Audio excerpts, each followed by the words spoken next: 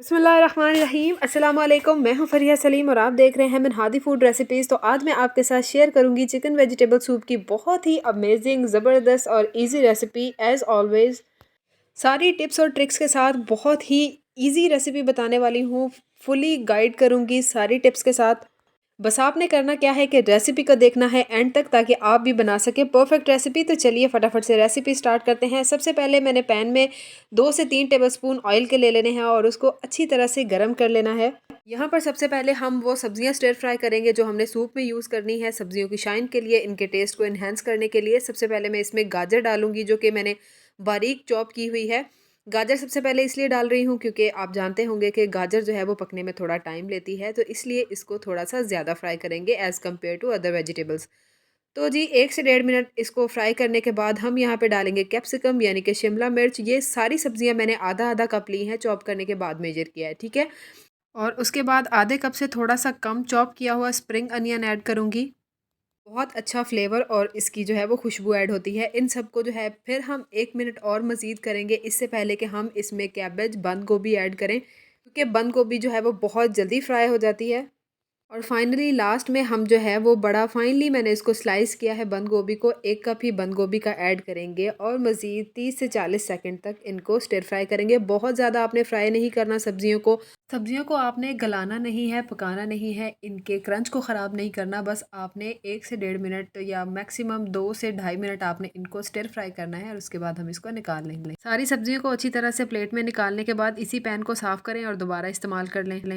Shooting तो हो जाती है रेसिपी की, लेकिन बाद में बर्तन बहुत जमा हो जाते हैं, तो इसलिए जो है ना वो हम इसी को यूज़ करेंगे। शूटिंग करनी हो या घर में काम करना हो, बर्तन वैसे ही बहुत जमा हो जाते हैं, तो बचत किया करें। चलिए जी, सब्जियां देखें कितनी मज़े की और फ्रेश कलर इनका लग रहा है। तो इसको ज़रा मैं किसी टिश्यू पेपर वगैरह से साफ़ कर लेती हूँ और उसके बाद इसी में ही 3 से 4 चम्मच ऑयल के मैं और ऐड करूँगी। और जैसे ही वो गर्म हो जाएगा उसमें हम 1 टेबलस्पून भर के बारीक चॉप किया हुआ लहसुन ऐड करेंगे। चॉप किया हुआ लहसुन ऐड करना है, कुटा हुआ या पेस्ट ऐड नहीं करना। और चॉप किया हुआ ही हम अदरक ऐड करेंगे। इसी तरह से अदरक भी कुटा हुआ या पेस्ट हम ऐड नहीं करेंगे। उसकी वजह यह है कि ऑयल की क्वांटिटी हमने बहुत कम यहाँ पर ली है। अगर हम कुटा हुआ या पेस्ट लेंगे तो वो फ़ौरन से पहले पैन के साथ चिपक जाएगा। स्टिर फ्राई करते हुए हम इनको लाइट सा ब्राउन करेंगे ताकि इसका जो है वो फ्लेवर थोड़ा सा इंटेंस हो जाए। और उसके बाद हम इसमें ऐड करेंगे 1 पाव बोनलेस चिकन। मैं यहाँ पर बोनलेस चिकन ऐड कर रही हूँ, आप चाहें तो आप इसमें बोन्स वाला चिकन भी ऐड कर सकते हैं। हम इसको करेंगे फ्राई 3 से 4 मिनट तक, ताकि जो है वो चिकन की एक जो ख़ास तरह की स्मेल होती है वो खुशबू में कन्वर्ट हो जाए और चिकन का फ्लेवर भी इन्हेंस हो जाए। 3 से 4 मिनट जब हम इसको स्टिर फ्राई करेंगे तो चिकन का कलर भी चेंज हो जाएगा और बहुत ही प्यारी सी खुशबू भी आने लग जाएगी। उसके बाद हम इसमें पानी ऐड करेंगे। पानी की क्वांटिटी आपने 2 लीटर से लेकर 2.5 लीटर तक आपने ऐड करनी है, यानी कि मिनिमम 2 लीटर होना चाहिए और मैक्सिमम 2.5 लीटर। इससे ज़्यादा पानी आप ऐड नहीं करेंगे। 1 पाव चिकन के लिहाज से ये पानी की क्वांटिटी बिल्कुल परफेक्ट है। उसके बाद हम इसमें आधा बड़ा चम्मच नमक का ऐड करेंगे। आप अपने टेस्ट के लिहाज से भी ऐड कर सकते हैं, लेकिन फ़िलहाल कम ही ऐड करें क्योंकि पानी कम हो जाएगा, पकने के बाद रिड्यूस हो जाएगा। तो अगर ज़्यादा नमक डालेंगे तो तेज़ भी हो सकता है, तो नमक का ख़ास ख्याल रखें। कवर करके हम इनको कम से कम 15 मिनट तक पकाएंगे। टाइम जो है वो आप बॉइलिंग के बाद काउंट करेंगे, ठीक है। उसके बाद यहाँ पर कुछ स्पाइसेस मिक्स कर लेते हैं। 1 छोटा चम्मच मैं इसमें काली मिर्च का ऐड करूँगी और 1 बड़ा चम्मच इसमें चीनी का ऐड करूँगी। 1 ही छोटा चम्मच यहाँ पर मैं नमक का ऐड कर रही हूँ, लेकिन आप अपने टेस्ट के लिहाज से कम या ज़्यादा ऐड कर सकते हैं। और यहाँ पर है मेरे पास सॉसेस, जिसमें चिली सॉस मैंने लिया है 1.5 चम्मच बड़ा वाला, यानी कि 1.5 टेबलस्पून मैंने लिया है। और 1 बड़ा चम्मच मैंने इसमें लिया है सोया सॉस का। सोया सॉस के बाद यहाँ पर हम ऐड करेंगे विनेगर। विनेगर का भी मैंने 1.5 टेबलस्पून लिया है। यहाँ पर सिरके जो है वो मैं लाइट से ऐड कर रही हूँ, क्योंकि सर्विंग के टाइम पे भी आप सिरके साथ रख सकते हैं और खाने के टाइम पर आप उसमें अपनी पसंद के लिहाज से ऐड कर सकते हैं अगर आपको ज़रूरत है। तो अच्छी तरह से इनको मिक्स कर लेते हैं और इसको साइड पे कर देंगे। उसके बाद तकरीबन आधा कप मैंने जो है वो वाइट विनेगर का लिया है और उसमें बारीक गोल कटी हुई हरी मिर्चें जो है इसमें मैं ऐड करके इसको डिप करके रख दूँगी। दोनों चीज़ों का यूज़ जो है वो इंशाल्लाह आगे आपको रेसिपी में पता चल जाएगा। तो यहाँ पर चिकन को भी पकते हुए 15 मिनट हो गए हैं। तो अब हम इसको अनकवर करते हैं और इसमें से सारा चिकन रिमूव कर लेते हैं। यखनी यहाँ पर हो गई है हमारी तैयार, लेकिन यखनी के अंदर अभी जो चॉप किया हुआ लहसुन और अदरक हमने ऐड किया था स्टार्ट में, उसके ट्रेसेस मौजूद हैं।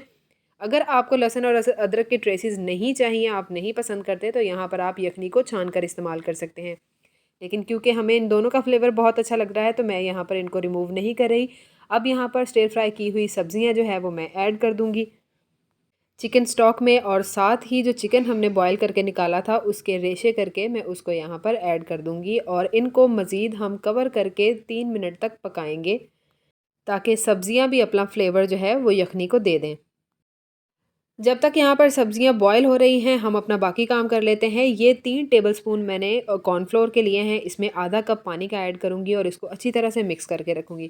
اگر تو آپ تھکنیس جو ہے وہ نارمل رکھنا چاہتے ہیں تو 3 بڑے چمچ یوز کریں گے، اگر آپ تھوڑا سا تھک سائڈ پر جانا چاہتے ہیں تو آپ 4 ٹیبل سپون یوز کر سکتے ہیں، اور اس کے بعد ہم یہاں پر 2 انڈوں کو اچھی طرح سے بیٹ کر کے رکھیں گے کیونکہ اگلی باری ان دونوں کی ہے۔ تو جی جب تک سبزیاں بوائل ہوئی ہیں ہم نے اپنا وقت ضائع نہیں کیا اور ہم نے اپنے باقی دونوں کام بھی کر لیے ہیں۔ یہاں پر سبزیوں کو پکتے ہوئے 3 منٹ ہو گئے ہیں، لیکن ابھی تک سبزیوں کا کلر اور پیسز کی جو شیپ ہے وہ اپنی جگہ پر برقرار ہے۔ اب یہاں پر جو ہم نے سوسز اور سپائسز مکس کر کے رکھے تھے ان کو ایڈ کریں گے، اچھی طرح سے بول کو صاف کریں گے اور ان کو مزید 1 سے 1.5 منٹ تک پکائیں گے۔ 1 سے 1.5 منٹ اس کو پکانے کے بعد ہم اس میں ایڈ کریں گے کارن فلور جو کہ ہم نے مکس کر کے رکھا تھا۔ مکس کرنے سے پہلے ایک دفعہ چمچ سے ہلا کے ضرور دیکھ لیں کہیں کارن فلور جو ہے وہ نیچے بیٹھ تو نہیں گیا، دوبارہ جم تو نہیں گیا۔